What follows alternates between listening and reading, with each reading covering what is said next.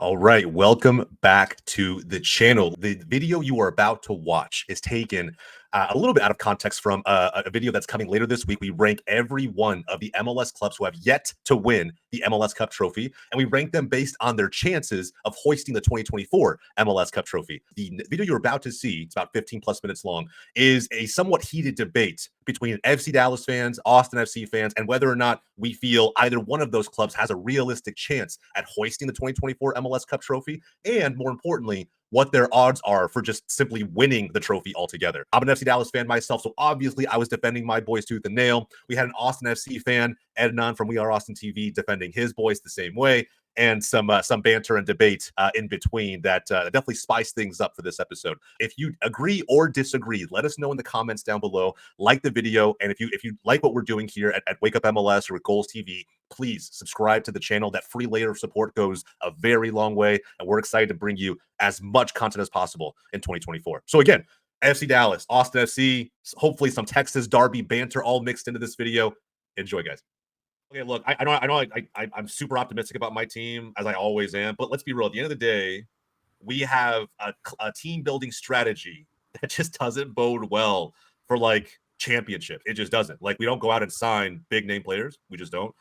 We've signed a Romanian wonder kid, and we've let go of some talent in the offseason so far. I think we made some strategic moves in the draft, but it's the draft, right? It's not super relevant. So I think with FC Dallas coming in, Velasco's not going to be starting the season right towards ACL to end the season last year, so we're just be some time without him. I don't really know what to expect from us. I think, in all honesty, man, we're probably right here, if I'm being fair. Like, playoff team consistently, we get there every year. We either bow out in round one or the conference semifinals, and unless we make some big moves to close out the window ahead of the season starting, I don't know if we're going to see much of a lift from 2023. I just don't know. So that's a humble take. That's a humble take. Good take. Good take. This is the first time I've seen him be humble, by the way. Oh, okay. But, I do want to say this. I do want to say this. Humble take, great take, but you were a bit too soft. I wanted to hear more criticism on the fact that your team is on this list. Bro, first off, there's no such thing as too soft. Okay, we were the second best defensive team in the West last season, all right, behind the Sounders, which is, that's not saying much. I'm not saying much, bro. And all of MLS, not just, okay, sorry, my bad. The third best defensive team in all of Major League Soccer. So that's one. We didn't score a lot of goals last season, and I think that was simply due to, at any one moment in time, we had at least two of our starting forwards injured. Whether it was Ferreira out for right before he went to Gold Cup, or whether it was Jesus Jimenez being out for more than half the season after just being signed from Toronto. Areola was missing for so long. Paxton Pomykal was missing for so long. Obrian had a great year out of just being available. Like, his best ability was just being available. So, I think, and I'm not going to drag Obrian. He's a good player. He'll go on to do some pretty good things with Austin. I've already talked my piece about him, but I don't think we're a bad team. We're just not a cup contender, right? Like, I think that we could go to the conference semifinals again, maybe upset a pretty decent team in the West.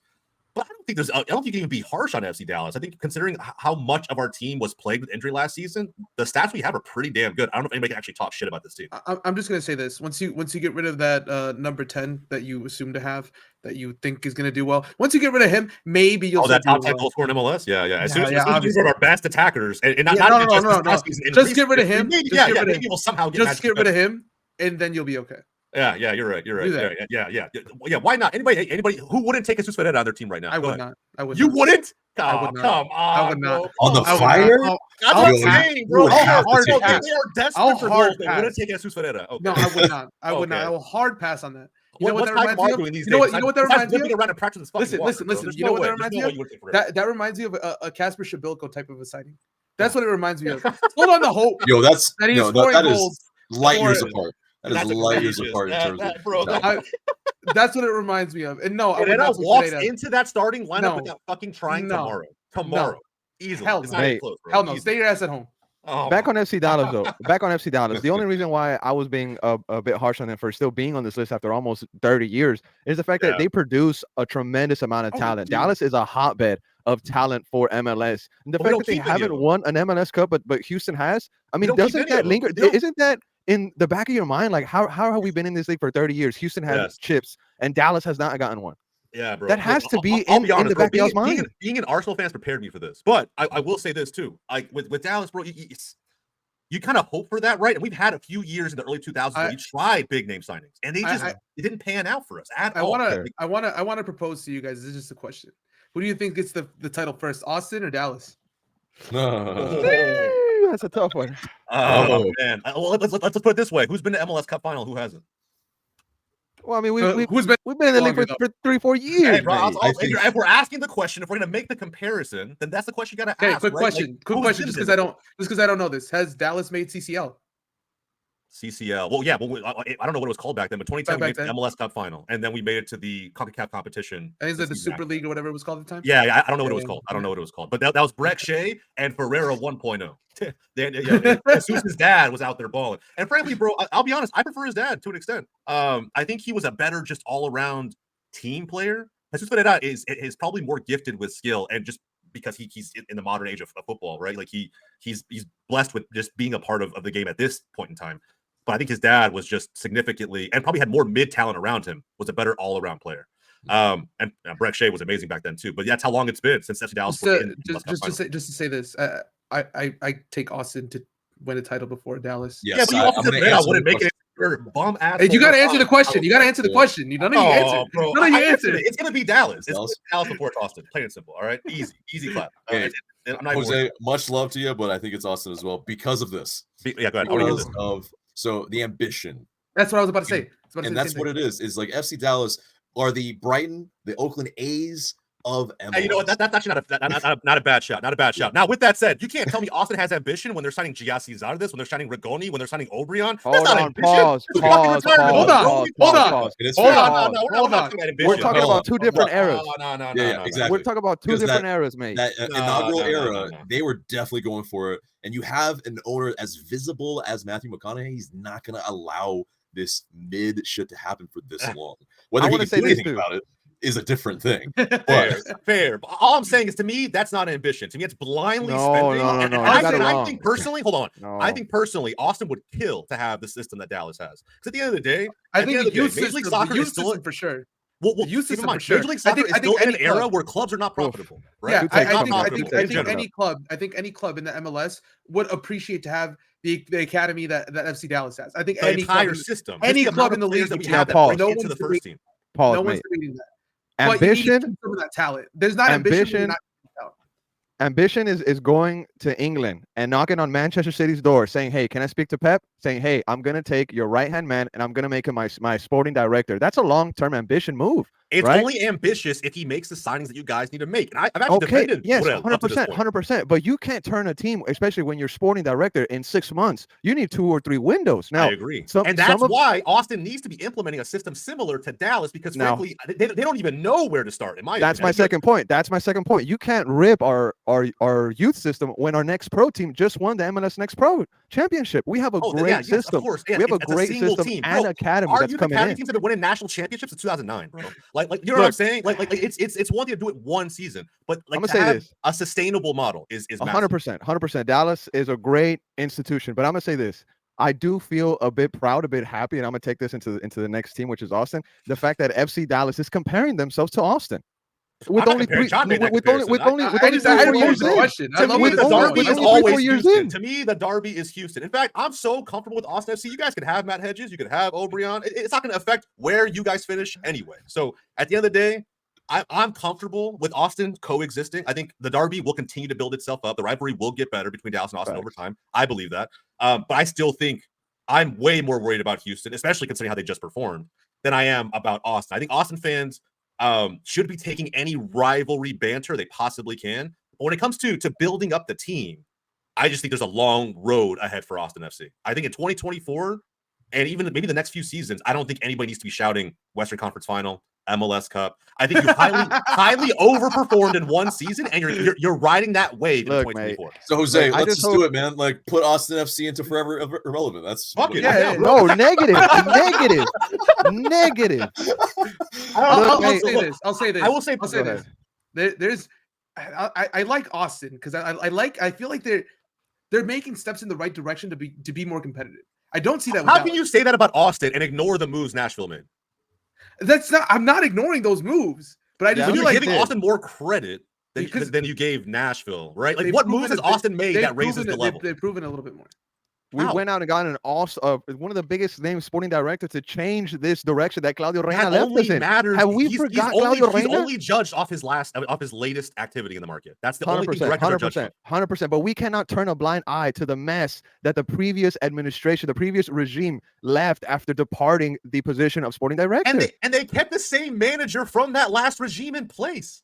Yes, but the manager is not as powerful as you would think. And also there's a lot of financial issues that have to go in it. But Borrell is 100% calling all of the shots. Wolf is just there maybe as a consultant. But this new 2.0 Austin FC mindset is very ambitious. Now, of course, the signings don't point at that yet. But you said it earlier. We're waiting for the summer window.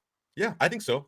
I think it's the only way Austin can realistically do big business is to wait till summer. There's no way that they can do it now because of money, because of other things that they have going. But I think the move, like, it's really not going to happen until Wolf's out, right? I don't think Wolf's inherently a bad coach. I just think he's run his course with his players. This season of Austin FC, I say season as in like a time period, an era, right? The Wolf era hasn't been that great. There's been one fantastic season, but a lot of pooping on him otherwise. And I just think that they may need a hard reset altogether, right? I mean, I don't know. My opinion, this 2024 season will be telling of that. But if you guys, again, if it comes down to decision day where Austin has to try and hope for some results to go their way just to make the wild card, I don't know, man. I feel like you guys are closer to a mid team than you are to a cup contender. No, you know what I would do? I would slot Austin right behind Nashville. Right in between that, like right ahead of Dallas. What now, hold on, the 2023 season made you think they're better than a playoff team in Dallas? Because I believe in the bounce back. A perennial playoff team. I believe in the bounce back. I think what mentally fucked them up was losing to Violette. Honestly, you have to believe in the bounce back. That's a Fire fan every year. Every year is our That's a good take, John. You know what I'm saying? I'm just being honest. That's a good take, John. That's a good take, John. That's a good take. I'm being honest. What is lunacy? We're not to Austin's demise was losing to Violette. Now, knowing that they weren't able to bounce back, but this is a fresh start. I feel like they're to Farmers who play 3 times I get a week. That, but wouldn't that mentally fuck you up too?